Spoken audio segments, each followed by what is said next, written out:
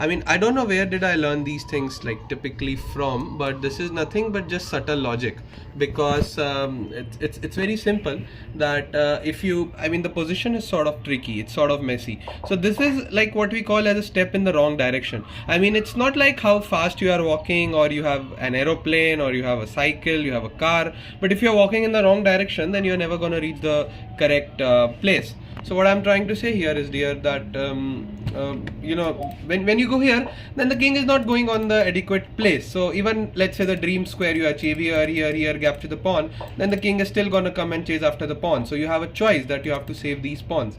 And if you have to choose between your king and rook, then of course you will choose the king to be passive, because the rook is very smart. You don't want your king to be enjoying here in a dream scenario, and your rook to be defending these pawns like this, where it can be annoyed multiple times.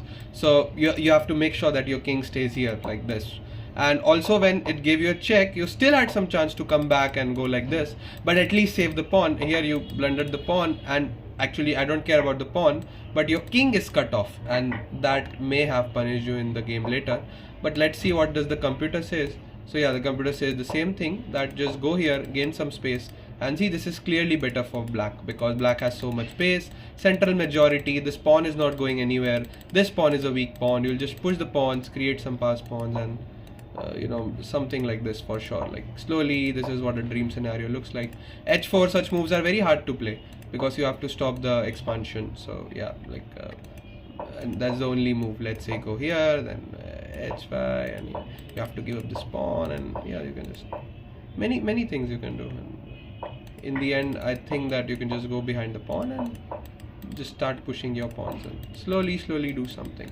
It will happen by itself. Like we don't go that long, we just play one move at a time, slowly trying to improve our position and making sure there's nothing significant bad for us, especially in the end game.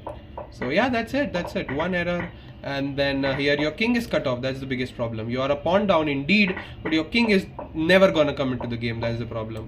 And you gave up everything for just this one pawn, and these guys will stop these pawns, and that's what happened. And okay, you shouldn't have traded here. You should have tried to play a draw. I mean, it's still completely losing, but at least trading would at least keep the rooks. Yeah, don't trade the pieces. Okay.